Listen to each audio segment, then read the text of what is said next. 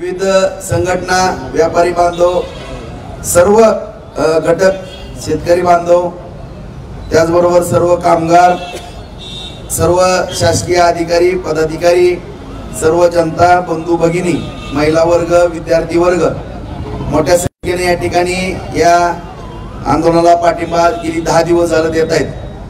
आणि आज या ठिकाणी संपूर्ण सकल मराठा समाजाचे आमचे आदरणीय जगदळे साहेब व सर्वच सुरवत साहेब, सर्व बांधव आज या ठिकाणी गेली 2 दिवस झालं चर्चा होत असताना आज आमचं एक शिष्टमंडळ ही मुंबईला गेलेलं आहे. आणि रात्रीही माझी चर्चा शासनाबरोबर होत असताना किंवा त्या दिवशी 3 दिवस झाल्यानंतर चंद्रकांतदादा पाटील या ठिकाणी आलेले होते. आणि रोज या ठिकाणी एक दिवसाड चंद्रकांतदादा पालकमंत्री या नात्यानं चर्चा होत असताना रात्रीही चर्चा झाली, मगाही चर्चा झालेली. आणि त्या ठिकाणी त्यांनी एक आश्वासित केलेलं आहे की राजाभाऊ, आम्ही ओबीसीतून मराठा समाजाला आरक्षण देण्याच्या बाबतीमध्ये असेल विषय किंवा हैदराबाद गॅजेटचा विषय असेल, या बाबतीमध्ये शिंदे समितीची या ठिकाणी एक नियुक्ती केलेली आहे. आणि ह्याच्यावरती सखोल असा अभ्यास चालू आहे. आणि ज्या अधिसूचना सगळेश्वरीची काढलेली होती त्याच्यावरती पण हरकती आलेले आहेत. आणि त्याच्यावरती सुद्धा सगळे हरकतीवरती स्क्रुटनी चालू आहे.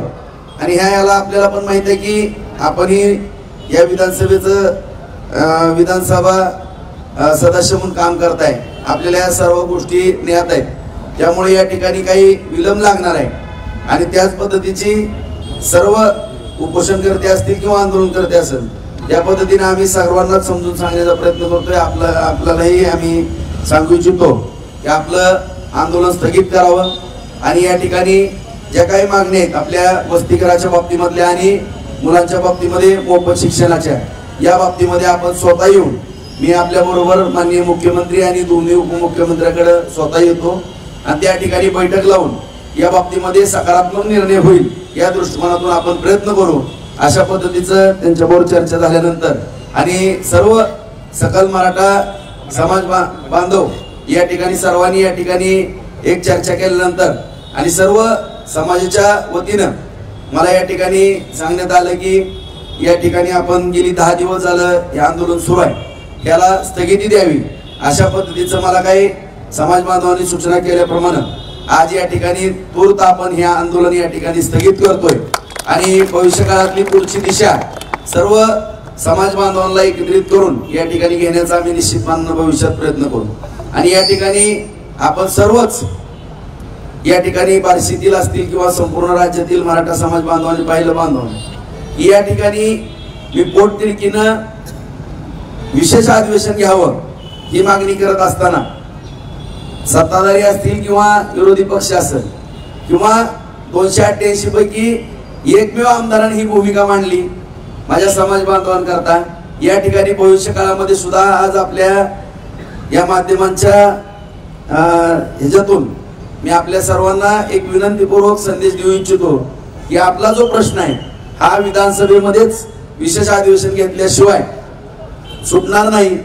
एकतर विधानसभेचं अधिवेशन घेतल्यानंतर ह्याच्यामध्ये काय अडचणी असतील त्या अडचणी सोडवण्याकरता केंद्र सरकारकडे साकडं घालणं आणि जर ह्याच्यावरती मार्ग निघत नसेल तर हायकोर्ट आणि सुप्रीम कोर्ट या कोर्टाचे दरवाजे ठोठावणं ह्याच्याशिवाय मला कुठला माझ्यासारख्या कार्यकर्त्याला किंवा जेवढा माझा अभ्यास आहे ह्याच्याशिवाय दुसरा मार्ग दिसत नाही असं मी सर्व समाज बांधवांना या ठिकाणी नम्रपणे सांगू इच्छितो. आणि माझं जे आता हे आंदोलन आहे ते तूर्त स्थगित करतो आणि पुढील दिशा सर्व समाज बांधवांचं मार्गदर्शन घेऊन पुढील दिशा या ठिकाणी आम्ही सगळेजण या ठिकाणी ठरवू. आता मी माझी प्रामाणिक भूमिका संपूर्ण राज्यासमोर मराठा समाज बांधवांच्या सर्व गरजूवान मराठा जी मुलं आहेत किंवा त्यांचा भविष्यातला जो शिक्षणाचा किंवा भविष्यातला नोकरीचा प्रश्न आहे किंवा येणाऱ्या अडचणी, या अडचणी संपूर्ण राज्याच्या समोर ठेवलेल्या आहेत. कारण सर्वांना लोकप्रतिनिधित्व मिळत असताना समाजाचा पण सिंहाचा वाटा असतो. आणि सगळे विधान परिषदेचे आमदार, विधानसभेचे आमदार, विरोधी पक्ष, सत्ताधारी, राज्यपाल महोदय, अध्यक्ष महोदय, या सगळ्यांना पत्र लिहून मी कळवलेलं आहे. आणि मला भविष्यात अशी अपेक्षा आहे की हा प्रश्न कुठेतरी निकाली लावण्याच्या दृष्टिकोनातून सगळ्यांनीच ह्याच्या बाबतीमध्ये सकारात्मक भूमिका घ्यावी अशी या ठिकाणी मी विनंती करतो आणि त्यांच्याकडून अपेक्षा करतो. ज्या आमदारांनी आपल्याला पाठिंबा दिला नाही तर तिथील आमदारांना, मराठा लोकांना तिथील तुम्ही काय सांगता? सर्व बांधवांना, सर्व मराठा समाज बांधवांना मी पुन्हा एकदा विनंती करू इच्छितो बांधवांनो की आपला जो प्रश्न सुटणार आहे तो विधानसभेचं विशेष अधिवेशन घेऊनच सुटणार आहे. आणि त्याकरताच आपण या ठिकाणी आता एक 10-15 दिवसामध्ये आचारसंहिता लागणार आहे. त्याच्या अगोदर आणखीनही वेळ गेलेली नाही. आपण सर्वांनी त्या आमदाराला निवेदन देऊन विशेष अधिवेशनाकरता आणखीन 15-20 दिवसाचा कालावधी आहे एवढी विनंती करावी. नाहीतर मी सांगितल्याप्रमाणे लोकसभेच्या निवडणुका झालेल्या आहेत, विधानसभेच्या निवडणुका झाल्यानंतर आपला प्रश्न हा असाच गेली 40 वर्ष जसा राहिला तसाच हा प्रश्न राहणार आहे. त्याकरता सगळ्यांनी मिळून या ठिकाणी जर प्रयत्न केले तरच हा विषय या ठिकाणी सुटणार.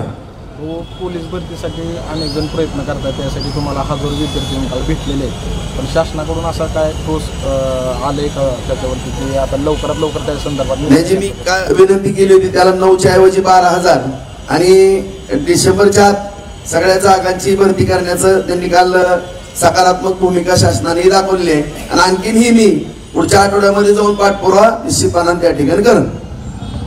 जर आपल्या मागण्या मान्य झाल्या नाही तर पुन्हा एकदा तुम्ही ठिय्या आंदोलनात बसणार?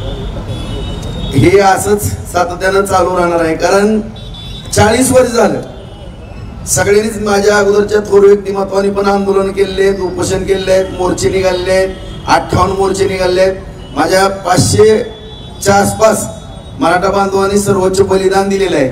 तरी सुद्धा हा प्रश्न ज्या ठिकाणी ट्रॅकवरती यायचा त्या ट्रॅकवरती येतच नाही. आणि याकरता सर्वांनीच एकजुटीनं एकाच वेळेस हा लढा उभा करणं गरजेचं असं या ठिकाणी माझं प्रामाणिक मत. पण पुन्हा एकदा तुम्ही ठिय्या आंदोलनाला बसणार? निश्चितपणानं ज्या वेळेस हा प्रश्न घ्यावा लागणार आहे त्यावेळेस आम्हाला प्रत्येक वेळेस आंदोलन करावंच लागणार आहे. आणि हा प्रश्न सोडवून घेण्याकरता सर्वांनी सामूहिक दृष्ट्या प्रयत्न करणं गरजेचंच आहे.